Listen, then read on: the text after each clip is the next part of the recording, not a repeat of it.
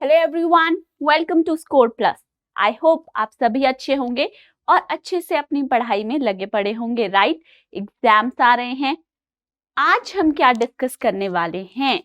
आज हम कुछ न्यू कॉन्सेप्ट केमिस्ट्री के डिस्कस करेंगे और अपनी केमिस्ट्री फाउंडेशन को सुपर स्ट्रॉन्ग बनाएंगे। राइट, तो देखते हैं आज हम किस टॉपिक को डिस्कस करने वाले हैं। ऑलरेडी हम स्टार्ट कर चुके हैं बच्चे। कौन सा chapter? Chapter number 4, class 10th का। राइट, टाइटल क्या है हमारे चैप्टर का?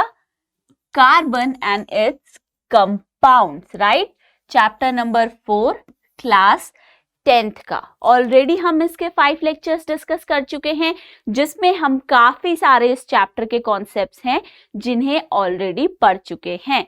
तो एक बार क्विकली रिकैप कर लेते हैं, रिवाइज कर लेते हैं कौन कौन से कॉन्सेप्ट्स हैं जिन्हें हम ऑलरेडी पढ़ चुके हैं, फिर हम आगे बढ़ेंगे न्यू कॉन्सेप्ट्स के साथ। ओके, तो सबसे पहले रिकैप करते हैं। स्टार्ट कहां से किया हमने? शुरुआत की कार्बन से। राइट, सबसे पहले हमें ये देखना था कि आखिर इस कार्बन के अंदर ऐसी कौन सी खास बातें हैं, क्यों इसे हमने इतना ज्यादा खास बनाया है कि इसके ऊपर एक पूरा का पूरा चैप्टर ही बना डाला। राइट, तो हमने जब पढ़ना शुरू करा तो हमने ये देखा कि हमारी लाइफ के अंदर बहुत सारी ऐसी लिविंग थिंग्स हैं और नॉन लिविंग थिंग्स भी हैं जो कंटेन करती हैं इस कार्बन से बने हुए बहुत ही सारे कंपाउंड्स को। राइट, जो हमारी डेली लाइफ में इन्वॉल्व होते हैं। तो इसीलिए ये कार्बन के बारे में पढ़ना, राइट, कार्बन और इससे बने कंपाउंड्स के बारे में जानना हमारे लिए बहुत ही ज्यादा जरूरी है। राइट, क्योंकि इन्हें हम डेली लाइफ में इस्तेमाल कर रहे हैं। तो इसीलिए ये कार्बन बहुत ही ज्यादा खास एलिमेंट बन जाता है, क्योंकि इस कार्बन से बन जाते हैं बहुत ही सारे लार्ज नंबर ऑफ कंपाउंड्स। तो शुरुआत हमने कैसे करी? कार्बन के बारे में जानने से। अब इस कार्बन के कंपाउंड्स जो पढ़ने हैं, तो सबसे पहले इससे थोड़ी जान पहचान बढ़ानी पड़ेगी, मेल मिलाप करना पड़ेगा। राइट, तो हम गए कार्बन के पास, हमने इससे कहा कि जरा अपने बारे में कुछ बातें हमें बता दीजिए। जैसे कभी किसी नए इंसान से मिलते हैं तो उससे पूछते हैं, आपका नाम क्या है, कैसे हो आप, कहाँ रहते हैं आप, राइट, किस स्टेट से आप बिलोंग करते हो, ऐसे कुछ जनरल क्वेश्चन पूछते हैं, है ना, जान पहचान बढ़ाने के लिए। राइट, वैसे ही इस कार्बन एटम से भी हमें थोड़ी जान पहचान बढ़ानी थी, तो इससे भी कुछ सवाल कर लेते हैं। अब ये तो नहीं पूछेंगे कि कार्बन भाई साहब आपका नाम क्या है, तो ये कहेगा अरे यार कार्बन कार्बन तब से बोल रहे हो और नाम भी पूछ रहे हो, है ना। तो ये पूछ लेते हैं आपका सिंबल क्या है, तो सिंबल है कार्बन का क्या? C। राइट, देन हमें ये पता होना चाहिए एलिमेंट्स को, क्योंकि हमने 2 ब्रॉड कैटेगरीज में डिवाइड किया है, मेटल्स एंड नॉन मेटल्स। तीसरी भी है एक मेटेलॉइड, पर वो अभी हम यूज नहीं कर रहे। अभी के लिए हमें मेटल्स पता है, नॉन मेटल्स पता है। तो अब हमें जानना है क्या ये कार्बन एक मेटल है या फिर ये एक नॉन मेटल है। तो जब आप इससे पूछेंगे तो ये कार्बन बताएगा कि ये एक नॉन मेटल है। ओके, अब इतनी जान पहचान हो गई तो थोड़ा सा और जानकारी भी ले लेते हैं, है ना। इसके स्ट्रक्चर के बारे में पूछ लेते हैं। ये पूछते हैं कि एटॉमिक नंबर क्या है इसका।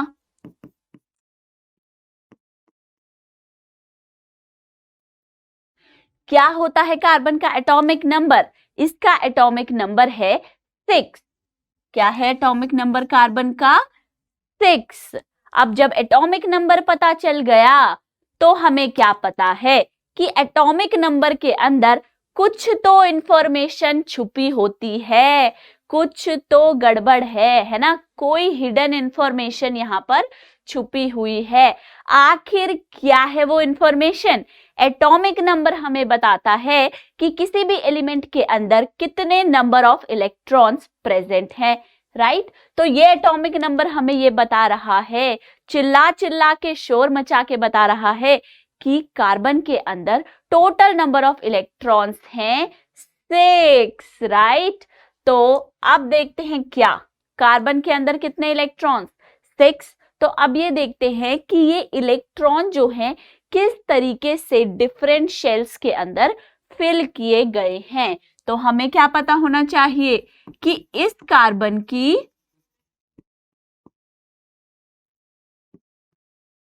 इलेक्ट्रॉनिक कॉन्फ़िगरेशन क्या है।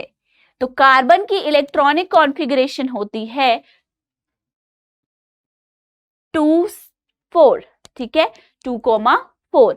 मतलब फर्स्ट शेल के अंदर प्रेजेंट है 2 इलेक्ट्रॉन्स और उसकी मैक्सिमम ऑक्यूपेंसी, मतलब जो हमारी फर्स्ट शेल होती है उसके अंदर कितनी सीटें होती हैं इलेक्ट्रॉन को बिठाने के लिए, सिर्फ 2। तो फर्स्ट शेल तो पूरी तरीके से भरी हुई है। अब जब फर्स्ट शेल भर गई तो इलेक्ट्रॉन्स कहाँ जाएंगे, सेकेंड शेल में जाएंगे, राइट।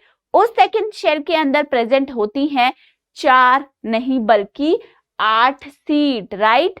8 सीट्स अवेलेबल हैं, पर हमारे कार्बन ने कितने बिठाए हैं, सिर्फ और सिर्फ 4 इलेक्ट्रॉन, ठीक है। तो हम जो इलेक्ट्रॉन आउटर मोस्ट शेल में प्रेजेंट होते हैं उन्हें हम कहते हैं वैलेंस इलेक्ट्रॉन। तो कार्बन के केस में नंबर ऑफ वैलेंस इलेक्ट्रॉन कितने हो जाएंगे, 4 वैलेंस इलेक्ट्रॉन इसके पास अवेलेबल है। अब कोई भी एटम जो है वो अपने ऑक्टेट को कंप्लीट करना चाहता है, राइट। फुल्ली फिल्ड शेल में कन्वर्ट होना चाहता है स्टेबिलिटी के लिए, तो ऐसे ही कार्बन भी चाहेगा। अब कार्बन के पास 2 रास्ते हैं, या तो आप 4 इलेक्ट्रॉन्स लूज कर दो, निकाल दो इनको बाहर, तो आपका ड्यूप्लेट बन जाएगा, स्टेबिलिटी आ जाएगी। और दूसरा ऑप्शन क्या है, दूसरा ऑप्शन है गेन ऑफ 4 इलेक्ट्रॉन्स। 2 ही रास्ते हैं, या तो आप इधर जाइए या फिर आप उधर जाइए। तो हमने कार्बन को क्या दिए, 2 ऑप्शंस दिए हैं, राइट। 4 इलेक्ट्रॉन्स लूज कर लीजिए या फिर 4 इलेक्ट्रॉन्स आप गेन कर दीजिए। तो दोनों में से एक ऑप्शन आप सिलेक्ट कर लो जो आपके मन में भाई। तो कार्बन ने ये कहा कि देखिए भाई, मेरी भी कुछ लिमिटेशंस हैं, राइट। मेरी भी तो मर्जी पूछ लो, मैं क्या करना चाहता हूं, मेरी मर्जी चलेगी, मेरा एटम है, राइट। तो कार्बन ने ये कहा ना तो मैं 4 इलेक्ट्रॉन्स लूज कर सकता हूं। क्यों नहीं कर सकते आप 4 इलेक्ट्रॉन्स लूज, क्योंकि कार्बन कहता है कि मेरी वैलेंस शेल और जो बीच में न्यूक्लियस है उसके बीच में बहुत स्ट्रॉन्ग फोर्स ऑफ अट्रैक्शन है, राइट। न्यूक्लियस पॉजिटिवली चार्ज होता है, वो इलेक्ट्रॉन्स को अट्रैक्ट करता है due to electrostatic forces of attraction. तो वो कहता है क्या, कार्बन कहता है कि जो मेरे इलेक्ट्रॉन्स ये ऐसे ऐसे घूम रहे हैं उन्हें अट्रैक्ट कर रहा है, अपनी तरफ खींच रहा है, कौन, सेंटर बीच में बैठा हुआ न्यूक्लियस जिसमें पॉजिटिव चार्ज है। तो वो न्यूक्लियस का फोर्स इलेक्ट्रॉन पे इतना ज्यादा है कि वो ये 4 इलेक्ट्रॉन यहां से बाहर निकालने नहीं देगा, ठीक है, नहीं निकल पाएंगे 4 इलेक्ट्रॉन। तो ये रास्ता तो ऑलरेडी बंद हो गया है, नो नो नो बोल दिया उसने, ठीक है। अब दूसरे पे आते हैं, हम कार्बन को कहते हैं कि आप गेन कर लो 4 इलेक्ट्रॉन्स। तो कार्बन कहता है कि ये भी मेरे लिए पॉसिबल नहीं है, क्योंकि एक एक करके 4 इलेक्ट्रॉन्स को अपने अंदर लाने में जितना ज्यादा एनर्जी रिक्वायर्ड है उतनी एनर्जी मैं नहीं ला सकता, ठीक है। Due to energy consideration 4 electron का गेन भी पॉसिबल नहीं है और 4 इलेक्ट्रॉन्स को लूज करना, लॉस ऑफ 4 इलेक्ट्रॉन पॉसिबल नहीं है। तो हम क्या कर सकते हैं, ना हम इधर जा सकते हैं ना ही उधर। अब क्या करें भाई, अब क्या करेंगे बताइए। अब हमें निकालना पड़ेगा कुछ बीच का रास्ता, है ना, कोई बीच का रास्ता निकालना पड़ेगा। तो ना ये लूज कर पा रहा है 4 इलेक्ट्रॉन और ना ही गेन कर पा रहा है। तो ये कहेगा चलो भाई स्टेबल बनना है ना, आपको क्या चाहिए, आप ये चाहते हो मेरे अंदर 8 इलेक्ट्रॉन्स का ऑक्टेट बन जाए, राइट। अब वो चाहे इलेक्ट्रॉन लूज करके बने या इलेक्ट्रॉन गेन करके बने, या फिर तीसरा ऑप्शन भी आया है, वो क्या, या फिर शेयरिंग ऑफ इलेक्ट्रॉन करके बने। क्या करके, शेयरिंग ऑफ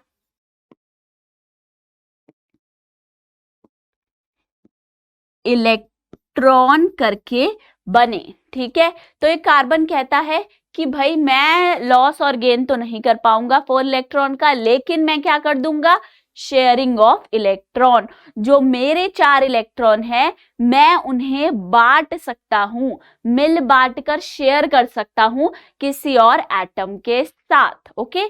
तो इसीलिए कार्बन क्या करेगा, शेयरिंग ऑफ इलेक्ट्रॉन। तो इस तरीके से जो हमारे बॉन्ड्स बनते हैं जिसमें की जाती है क्या, शेयरिंग ऑफ इलेक्ट्रॉन। एक इलेक्ट्रॉन इधर से इस एटम का आता है, दूसरी तरफ से दूसरा इलेक्ट्रॉन दूसरे एटम का आता है, और दोनों ही उसे शेयर करके यूज कर लेते हैं, ठीक है। सपोज आपको खाना है कोई ऐसी चीज जिसकी कॉस्ट है 10 रुपए। अब 10 रुपए आपकी जेब में नहीं है, आपकी जेब में है सिर्फ और सिर्फ 5 रुपए, राइट। तो आप क्या कर सकते हैं, 5 रुपए में तो भाई मिलने वाला है नहीं, राइट। अब अगर हम दुकान वाले अंकल के पास जाएंगे, कहेंगे अंकल बस 5 रुपए हैं, प्लीज 10 वाली चीज हमें 5 में दे दो, तो वो तो हमें मार के वहां से भगा देंगे, है ना। कहेंगे अच्छा 5 रुपए में मैं अपना नुकसान करा लूं। पर दूसरा ऑप्शन क्या है, देखो आपके पास 5 रुपए हैं, किसी और ऐसे इंसान को पकड़ लो जिसके पास 5 रुपए और हो, अपने किसी दोस्त को पकड़ लाओ जिसके पास 5 रुपए हो, फिर क्या करेंगे, 5 रुपए आप मिलाना, 5 रुपए वो मिलाएगा, और जो 10 रुपए की चीज आएगी उसे अपन दोनों मिल बांट के शेयर करके खा लेंगे, दोनों लुफ्त उठा लेंगे, है ना उसका। तो इसी तरीके से हमारा कार्बन भी कुछ पसंद करता है शेयरिंग ऑफ इलेक्ट्रॉन को। कहता है एक इलेक्ट्रॉन मैं अपना लाऊंगा, एक इलेक्ट्रॉन दूसरा एटम ले आएगा, और दोनों ही मिल बांट के शेयरिंग ऑफ इलेक्ट्रॉन कर लेंगे, जिससे कि दोनों का काम पूरा हो जाए, दोनों को स्टेबिलिटी मिल जाए। तो इस तरीके से जो बनते हैं हमारे बॉन्ड्स शेयरिंग ऑफ इलेक्ट्रॉन से, उन्हें हम कहते हैं कोवेलेंट बॉन्ड। इसीलिए हम क्या कहेंगे, जो हमारा कार्बन है वो क्या करता है, कोवेलेंट बॉन्डिंग, ठीक है। कार्बन क्या करता है, कोवेलेंट बॉन्डिंग शो करता है। इसके बाद हमने ये पढ़ा कि जो कार्बन है ये एग्जिस्ट कर सकता है डिफरेंट एलोट्रोपिक फॉर्म में, right. Different allotropes of carbon exist कर सकते हैं। एलोट्रोप्स क्या हैं, various physical form in which an element can exist. वो सभी अलग अलग तरीके की डिफरेंट फिजिकल फॉर्म्स जिसमें आपका एलिमेंट एग्जिस्ट कर सकता है, ठीक है। जैसे कि हमारे कार्बन के लिए क्या क्या फॉर्म्स हैं, डायमंड,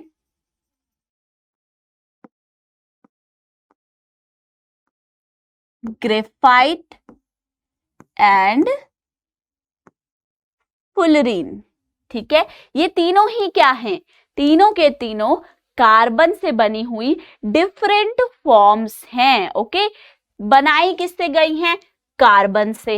अब आखिर इनके अंदर क्या चीज ऐसी हुई है, अगर कार्बन से बनी है, राइट, अगर कार्बन से बनी है तो एक जैसी होनी चाहिए थी, पर ये अलग अलग कैसे हो गई, राइट। अचंभा तो होगा, जब सभी कार्बन से बने हैं तो अलग अलग कैसे हैं, ये बताइए।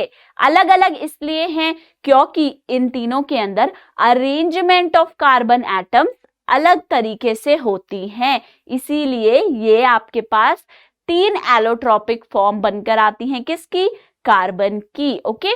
जिस तरीके से आप सोचिए, अगर हम बनाते हैं क्या, मैगी, राइट, अब मैगी जो है सभी को पसंद होती है, आपको भी पसंद है और मेरी तो बहुत फेवरेट है मैगी, ठीक है। तो हम क्या करते हैं, अब अगर मैं मैगी बनाऊं तो वो कुछ अलग टेस्ट करेगी, है ना, कुछ स्वाद में डिफरेंट लगेगी। वही मैगी अगर मैं आपसे बनवाऊं तो वो कुछ अलग टेस्ट करेगी। अब मैगी जो है वो तो सेम है, उसके अंदर डलने वाला मसाला वो भी सेम है, तो टेस्ट डिफरेंट कैसे हुआ? क्योंकि हमने उसके अंदर अरेंजमेंट को डिफरेंट कर दिया। अरेंजमेंट से लिंक क्या करेंगे हम यहाँ पर, चीजें डालने की टेक्निक। कोई क्या करता है, देखो अगर मैंने पानी रखा, उसके अंदर मैगी डाल दी, मसाला डाल दिया, फिर उसे गर्म करने के लिए, उबलने के लिए छोड़ दिया। आपने क्या किया, आपने पहले पानी उबाला, फिर उसके अंदर मसाला डाला और फिर उसके अंदर ऐड करी मैगी। तो वो दोनों डिफरेंट टेस्ट करेंगी क्योंकि मेथड दोनों का अलग अलग है, बनाने का तरीका आपका और मेरा डिफरेंट है, राइट, इसीलिए डिफरेंट टेस्ट आया। इसी तरीके से एलोट्रोपिक फॉर्म्स के अंदर एलिमेंट तो बच्चे सेम हैं, सभी की सभी कार्बन से बनी है। डिफरेंस कहां पर आ गया, फर्क कहां पड़ा, अरेंजमेंट ऑफ एटम्स में। कार्बन एटम्स की जो अरेंजमेंट है, उनको लगाने का तरीका वो हमने बदल दिया, तो उससे डिफरेंट एलोट्रोपिक फॉर्म्स हमारे पास आ गई, ठीक है। फिर हमने देखी थी कार्बन की दो मेन प्रॉपर्टीज, वो क्या क्या थी, एक तो कहलाती है टेट्रावैलेंसी और दूसरी कैटिनेशन प्रॉपर्टी। टेट्रावैलेंसी का तो सीधा मतलब ये है कि क्योंकि कार्बन के पास 4 इलेक्ट्रॉन्स प्रेजेंट होते हैं आउटर मोस्ट शेल में, तो ये कार्बन क्या करता है, ये कार्बन 4 कोवेलेंट बॉन्ड बनाता है, टेट्रावैलेंट होता है, ठीक है, 4 कोवेलेंट बॉन्ड बनाएगा। और कैटिनेशन प्रॉपर्टी क्या है, self linking property of carbon.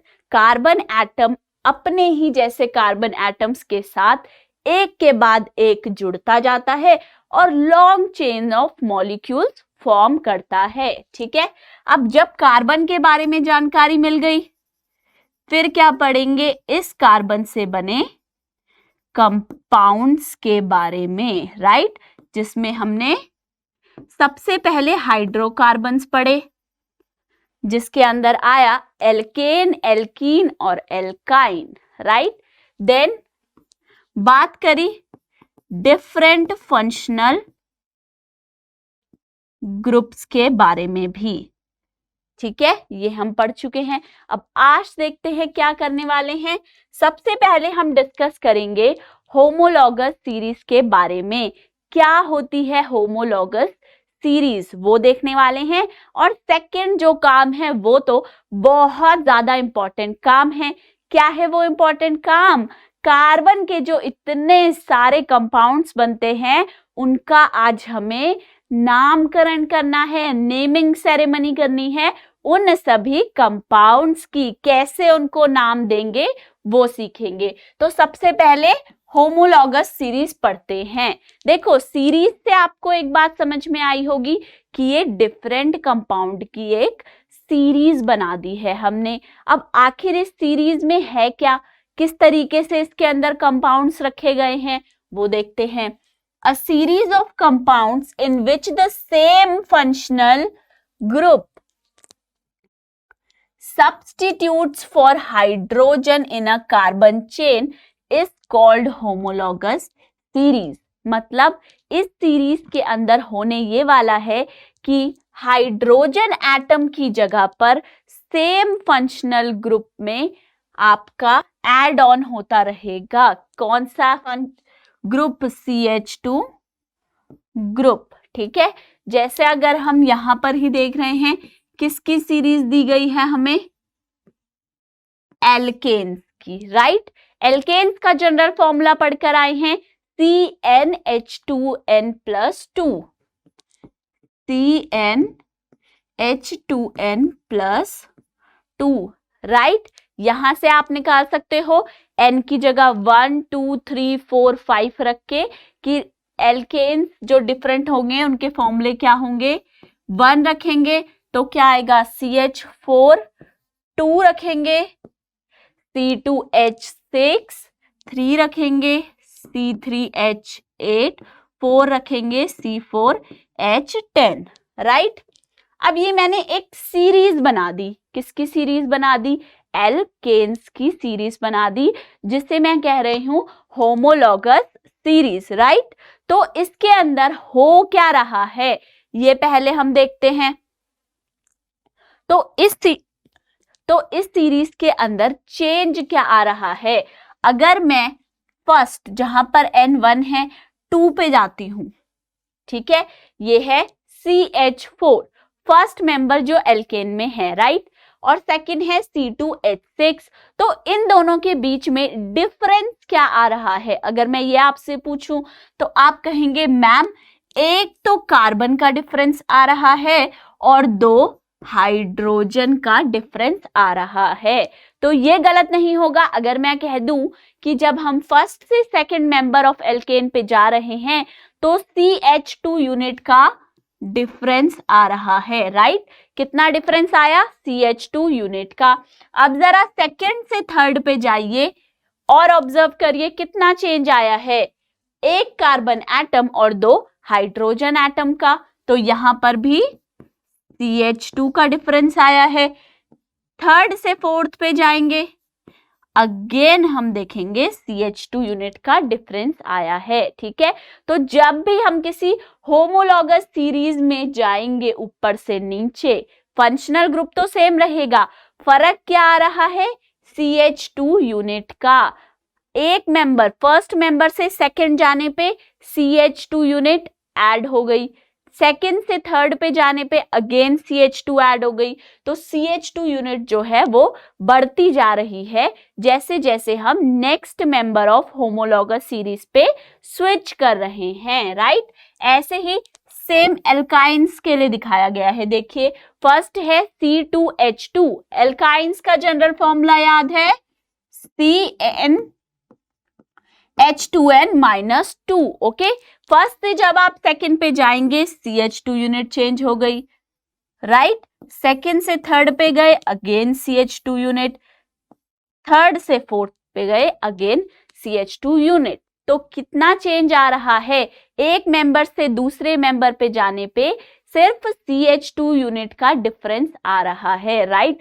तो ये किसकी होमोलॉगस सीरीज हो गई, एल्काइन की। इसी तरीके से ये किसकी होमोलॉगस सीरीज है, एल्केन्स की। बस क्या कर रहे हैं हम, जब हम यहां से दूसरे मेंबर पे गए तो हमने क्या किया, हमने किया ये कि इसकी जगह पर यहां पर एक हाइड्रोजन की जगह पर CH2 यूनिट को ऐड कर दिया।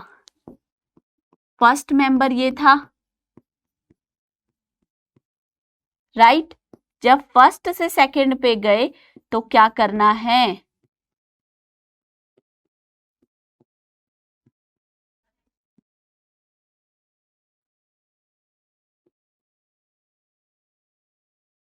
ये हो गया, राइट।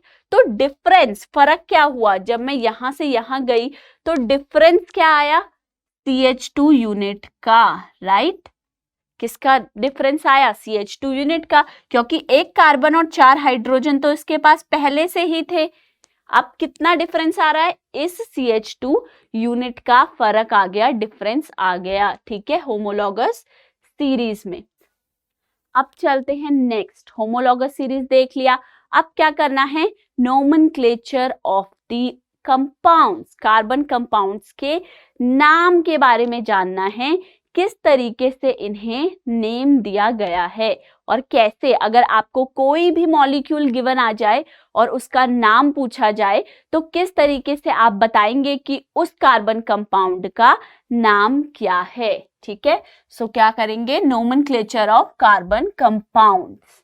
सबसे पहले क्या करना है, किसी भी कंपाउंड के अंदर फर्स्ट नंबर 1 स्टेप क्या है हमारे पास, identify the root word, root word ढूंढना है, and this the parent chain. उस मॉलिक्यूल के अंदर सबसे पहले आपको पेरेंट चेन ढूंढनी है। क्या ढूंढनी है? सबसे पहले जो भी मॉलिक्यूल आपको दिया जाए उसके अंदर आपको पेरेंट चेन को आइडेंटिफाई करना है। खोजिए, ढूंढिए, पता लगाइए कि उस मॉलिक्यूल के अंदर कौन सी पेरेंट चेन है। अब कैसे पता चलेगा मैम पेरेंट चेन कौन सी है ना, ये सवाल आता है। तो पेरेंट चेन कौन सी होती है? हमारी लॉन्गेस्ट कार्बन चेन।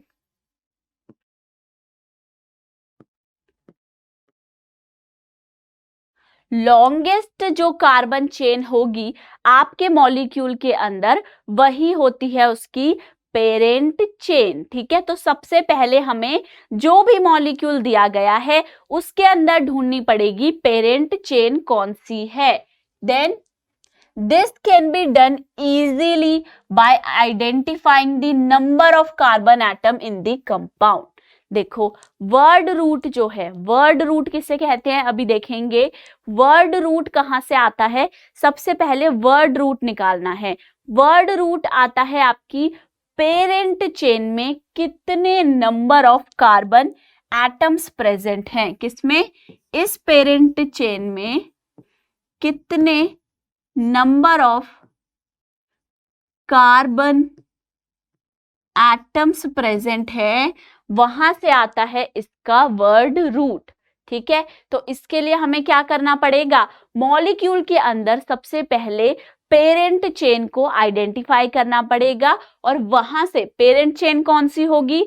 जो लॉन्गेस्ट कार्बन चेन होगी आपके मॉलिक्यूल के अंदर, उस पेरेंट चेन से आपको काउंट करने हैं नंबर ऑफ कार्बन एटम्स। ठीक है, इन नंबर ऑफ कार्बन एटम से आपको पता चल जाएगा कि रूट वर्ड क्या है।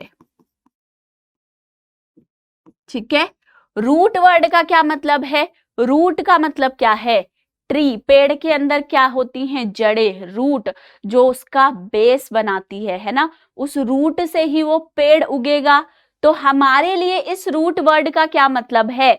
जब भी हम किसी कार्बन कंपाउंड का नाम रखेंगे, नामकरण करेंगे, तो सबसे पहले पता लगाना पड़ेगा रूट वर्ड। आखिरकार शुरुआत कहाँ से करनी है? इस कंपाउंड की जड़ें कहाँ हैं, ये आप हमें बताइए। तो वो जड़ जो है वो कहाँ से निकाली जाएगी? इसकी पेरेंट चेन से। और वो पेरेंट चेन का पता कैसे लगेगा हमें कि ये पेरेंट चेन है? जो भी लॉन्गेस्ट कार्बन चेन है उससे हमें पेरेंट चेन पता चल जाएगी। ठीक है, वहां से हमने क्या पता लगाना है? रूट वर्ड का पता लगाना है। ठीक है, अब देखते हैं रूट वर्ड बेसिकली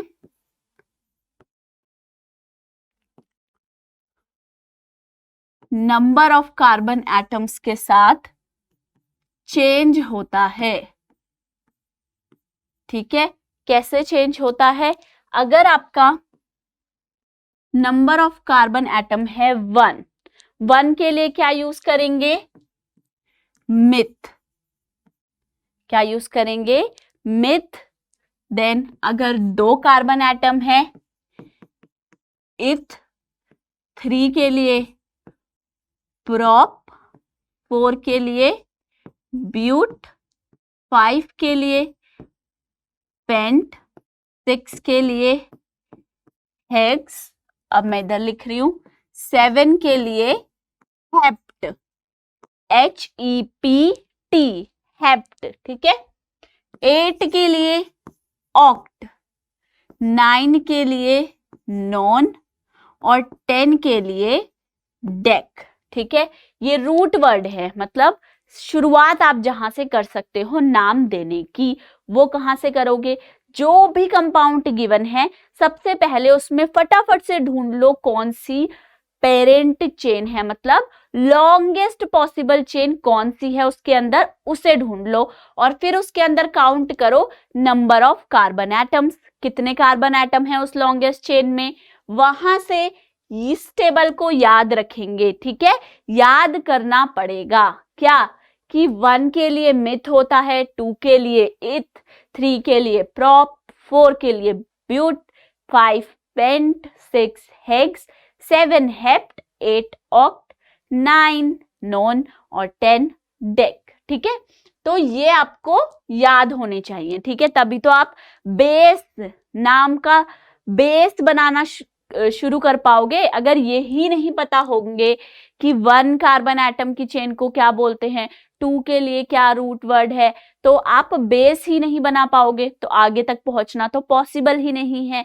तो इन्हें हमें ध्यान में रखना है। ठीक है, इन्हें आपको याद करना है। ओके, अब देखिए लॉन्गेस्ट कार्बन चेन आइडेंटिफाई करनी है।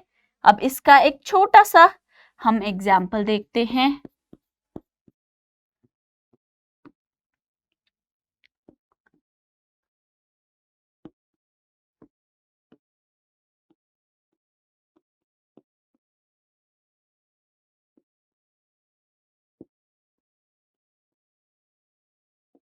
ठीक है, इन दोनों के अंदर देखिए जरा कि सबसे लंबी लॉन्गेस्ट कार्बन चेन कौन सी है।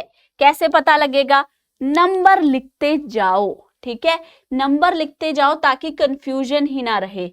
अगर मैं इसको काउंट करूं 1 2 3 4 5, right.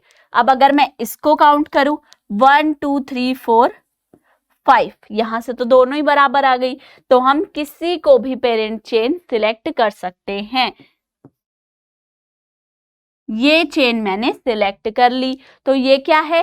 Longest possible chain in this molecule, ये इसकी पेरेंट चेन हो गई। तो अब जब मैं इसको रूट वर्ड, जब मैं इसकी नेमिंग स्टार्ट करूंगी, तो इसका रूट वर्ड क्या होने वाला है?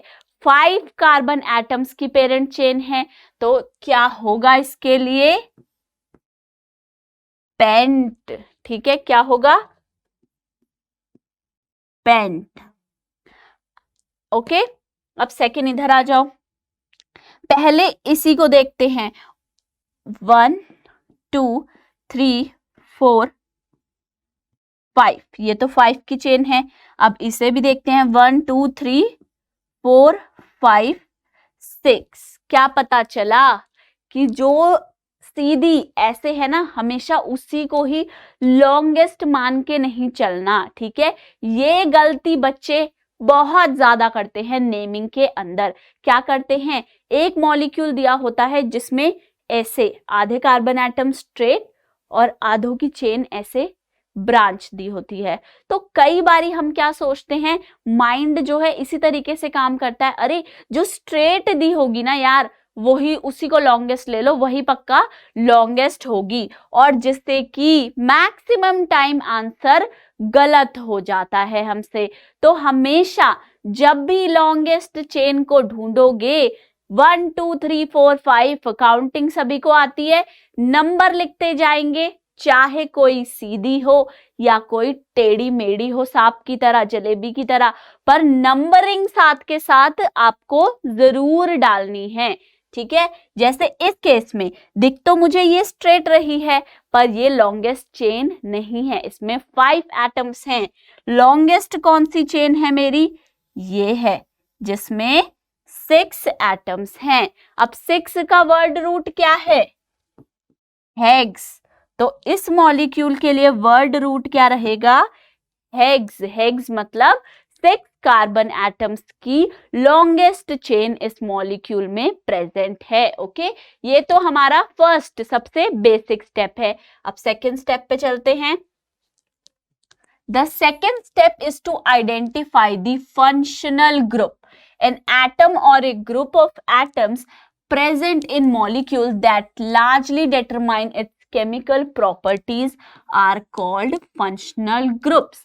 Last class में भी हमने देखा था फंक्शनल ग्रुप क्या हैं? वो सभी ग्रुप्स जो डिसाइड करते हैं हमारे केमिकल कंपाउंड की प्रॉपर्टीज को।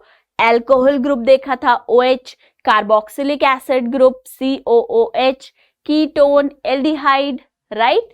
तो वो ग्रुप क्या कहलाते हैं? Functional group. अब हमारा सेकेंड स्टेप यही है कि हमें मॉलिक्यूल में प्रेजेंट फंक्शनल ग्रुप का पता लगाना है, कौन सा फंक्शनल ग्रुप प्रेजेंट है। In case a functional group is present, it is indicated in the name of the compound with either a prefix और अ सफिक्स। क्या करना है, जो आपका रूट वर्ड है जिसका आप ऑलरेडी पता लगा चुके हो, कहां से, फर्स्ट स्टेप से, लॉन्गेस्ट चेन ऑफ कार्बन से, राइट।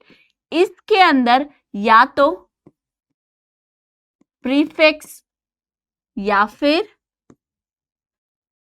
सफिक्स से हमें इंडिकेट करना है क्या, फंक्शनल ग्रुप प्रेजेंट, फंक्शनल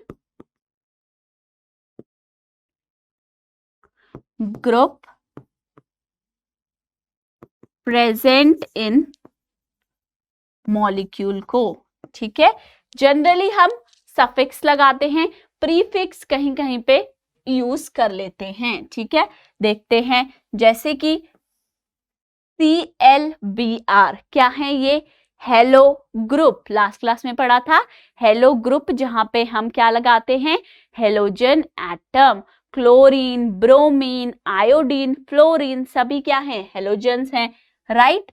तो हेलो क्लोरोब्रोमो एल्केन, इस केस में आप क्या करेंगे, इसके नेमिंग में हम क्या करते हैं, हम लगाते हैं प्रीफिक्स, क्लोरोहेक्सेन, क्लोरोमीथेन, मतलब पहले लिखते हैं उसके फंक्शनल ग्रुप का नेम। ठीक है, सेकेंड, हेट्रोएटम अगर ऑक्सीजन है, तो ऑक्सीजन अगर हेट्रोएटम है तो हमारे पास बहुत सारे डिफरेंट ग्रुप्स थे, 5। देखते हैं, सबसे पहला क्या है, अल्कोहल। अल्कोहल में क्या है, OH। OH के लिए क्या करते हैं, OH अल्कोहल के लिए हम सफिक्स यूज करते हैं ऑल, OL, ऑल। अगर कोई चेन है, सपोज CH3CH2OH, ठीक है, अब मुझे इसका नेम बताना है, तो मैं कैसे नेम बताऊंगी, पहले रूट वर्ड निकालूंगी। लॉन्गेस्ट कार्बन की चेन कितनी है, 1, 2 कार्बन एटम की, राइट। सो 2 से क्या आता है, इथ, राइट। अब क्या होगा, ये जो कार्बन है, क्या इसके अंदर कोई डबल बॉन्ड प्रेजेंट है, सैचुरेशन अनसैचुरेशन को देखेंगे, डबल बॉन्ड प्रेजेंट नहीं है, कार्बन कार्बन के बीच में सिंगल बॉन्ड है। तो कार्बन कार्बन सिंगल बॉन्ड के लिए क्या आएगा, एन, एल्केन है ना, इथ एन। ठीक है, देन एंड में मुझे ऑल भी ऐड करना है। अब जब इथ एन में ऑल ग्रुप आ गया तो ये ई जो है वो यहां से एलिमिनेट हो जाएगा, हट जाएगा, और नाम आ जाएगा इथेनॉल। ठीक है, क्या आ जाएगा, इथेनॉल। एल्डिहाइड ग्रुप CHO, इसके लिए सफिक्स क्या यूज होता है, अल। अल्कोहल के लिए ऑल, OL। एल्डिहाइड के लिए अल, AL। कीटोन के लिए ऑन, ONE। और कार्बोक्सिलिक एसिड के लिए ओइक एसिड। ठीक है, ये क्या है, ये वो सफिक्स है जिन्हें हम यूज करते हैं। ठीक है, फंक्शनल ग्रुप बताने के लिए। अब देखते हैं थर्ड स्टेप क्या है, if the name of the functional group is to be given as a suffix. ठीक है, सफिक्स के रूप में हमें उसका नेम देना है, तो क्या करना पड़ेगा, then the name of the carbon chain is modified by deleting E and adding appropriate suffix। वही चीज बता रहा है जो कार्बन चेन का नेम आपने दिया है। देखो, कंफ्यूज नहीं होना, सबसे पहले रूट वर्ड हमने निकाला है, राइट। रूट वर्ड मतलब लॉन्गेस्ट कार्बन चेन का पता लगाया और ये लिख दिया कि इस कार्बन चेन के अंदर जितने नंबर ऑफ एटम हैं उस हिसाब से हमने इथ, मिथ, प्रोप, ब्यूट कितने n है, कितने कार्बन एटम्स है, यहां से इसका वर्ड निकाल लिया। ठीक है, उसके बाद ना आपको क्या करना है, फटाफट से ये देखना है क्या वो सैचुरेटेड है या फिर अनसैचुरेटेड चेन है। ठीक है, सैचुरेटेड का पता कैसे लगाओगे, carbon carbon single bond alkane, और अनसैचुरेटेड का कार्बन कार्बन डबल बॉन्ड या फिर carbon carbon triple bond, alkene या फिर एल्काइन, यही दो हैं। ठीक है, तो यहां से पता लगा के क्या होगा, सपोज आपके पास कोई भी एक चेन थी जिसके अंदर सभी कार्बन के सिंगल बॉन्ड थे, तो वहां से आप लिखोगे, सपोज आपने लिखा प्रोप और सिंगल बॉन्ड थे तो आपने एन लिखा फिलहाल के लिए। ओके, देन सेकेंड चीज आपने ये देखी कि इसके अंदर एल्डिहाइड ग्रुप प्रेजेंट है, एल्डिहाइड ग्रुप CHO ग्रुप जिसका सफिक्स लगता है AL अल। तो हम क्या करेंगे, जो मॉडिफाई कार्बन चेन का जो नेम है उसका फाइनल ई जो है वो डिलीट कर देंगे, वो हटाकर उसकी जगह पर फंक्शनल ग्रुप का सफिक्स डाल देंगे। यहां से इस प्रोपेन का ई हटाकर क्या डाल देंगे, फंक्शनल ग्रुप एल्डिहाइड का अल डाल देंगे। ठीक है, अब इसके किसी ग्रुप का हमारे पास प्रीफिक्स भी हो सकता है, जैसे कि क्लोरो ब्रोमो के केस में हम यूज करते हैं। ठीक है, इसका एक एग्जांपल दिया है 3 carbon chain with an alcohol group, 3 carbon chain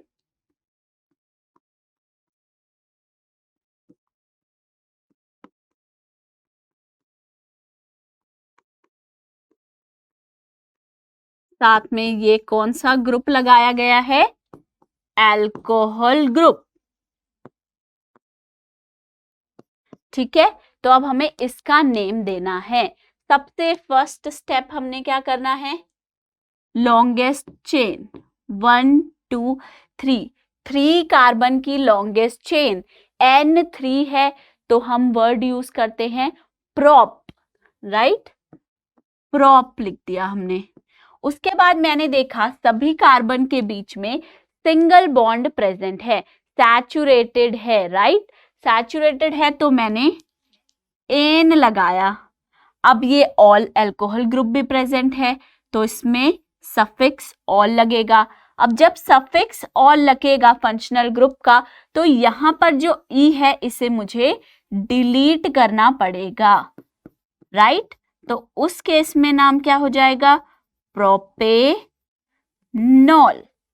propanol alcohol जिसके अंदर 3 कार्बन एटम्स की चेन प्रेजेंट है, प्रोपेनॉल। नेक्स्ट स्टेप देखते हैं, if the carbon chain is unsaturated then the final N in the name of the carbon chain is substituted by ene or ine। अब ये वही हो गया, अगर हमारी कोई भी चेन है,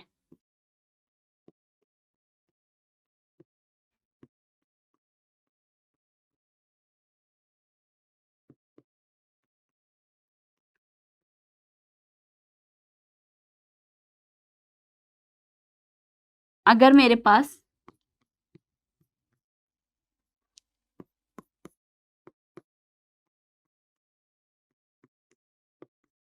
ये एक कंपाउंड प्रेजेंट है, ठीक है, अब इस कंपाउंड के अंदर लॉन्गेस्ट चेन मैंने ढूंढ दी 1 2 3 कार्बन की है तो प्रोप तो आएगा ही, पर अब मैं इसे क्या प्रोपेन लिखूंगी, नहीं लिखूंगी ऑब्वियसली, क्योंकि ये सैचुरेटेड नहीं है, ये अनसैचुरेटेड है।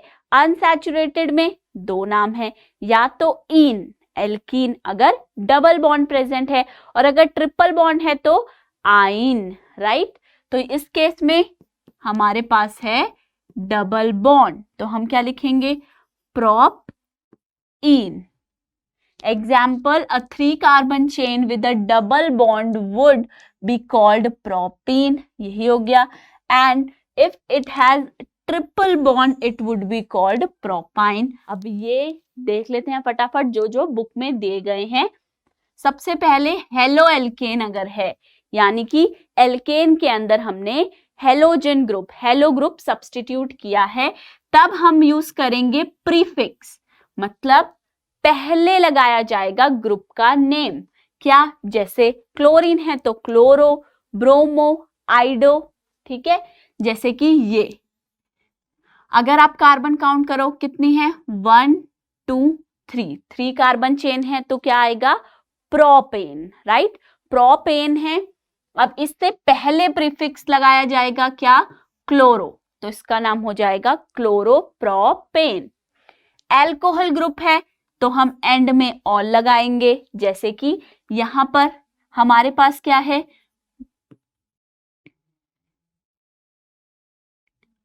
1 2 3, 3 कार्बन की चेन है और कार्बन की नंबरिंग हमेशा वहां से शुरू करना जिसके पास, जिसके नजदीक आपका फंक्शनल ग्रुप लगा हुआ हो, ठीक है। जैसे यहाँ पर इस कार्बन के पास है तो यहाँ से 1 2 3, 3 कार्बन की चेन है तो प्रोप एन। अब फंक्शनल ग्रुप लगा है एल्कोहल, ऑल, तो ई एंड से हट जाएगा और ऑल लग जाएगा, प्रोपेनॉल। एल्डिहाइड के लिए सफिक्स अल यूज करेंगे। यहां पे देखो ये भी 3 कार्बन है तो कितना हो गया, प्रोप एन अल। अब अल लगेगा तो ई एंड से हट जाएगा, प्रोपेनल। कीटोन है तो एंड में suffix one, O N E use होगा, ठीक है, प्रोपेन ऑन, ई हट के ऑन लगेगा।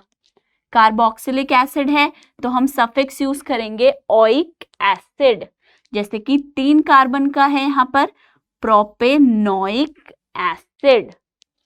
एल्कीन है तो एन की जगह इन लग जाएगा, प्रोप इन, और एल्काइन है तो सफिक्स आइन लग जाएगा, प्रोप आइन, ठीक है। इसी तरीके से हम सफिक्स प्रीफिक्स यूज करके कार्बन की लॉन्गेस्ट चेन काउंट करके अपने नॉमेनक्लेचर दे सकते हैं, किसका, कार्बन के कंपाउंड्स का, ओके। अब ये सभी जो हमने डिस्कस किया है, राइट, जितना भी ये नॉमेनक्लेचर डिस्कस किया, ये आया कहां से है, ये कहलाता क्या है, ये कहलाता है IUPAC नॉमेनक्लेचर, ठीक है, international unit of pure and applied chemistry. IUPAC nomenclature कहते हैं इसे हम, क्योंकि ये हमें IUPAC ने दिया है कि इस तरीके से आप अपने कंपाउंड्स का नाम रखेंगे। IUPAC क्या है, international unit of pure and applied chemistry, ठीक है।